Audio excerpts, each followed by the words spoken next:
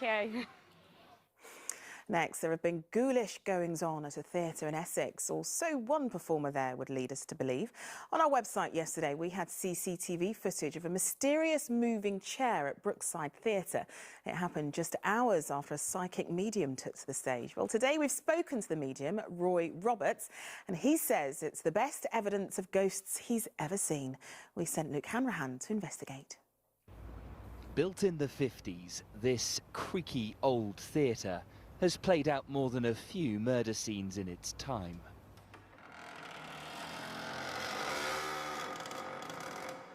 But could it now be home to a few visitors from beyond the grave? This was filmed by security cameras here on Saturday night. Watch the block of chairs on the right-hand side, 3 rows away from the camera. It seems to move by itself, and then watch again. A white orb floats across the room. I've seen lots of evidence in the past, but nothing where it's come up on CCTV to that direct. But it was playing when we was on the show in the evening quite heavily at the back here, so, you know, we believe it was a little child. And that, but the proof's in the pudding, it's there, isn't it? So. This venue was once hugely popular with the local community, but it lay derelict for decades until 2 years ago, when new life was breathed into it.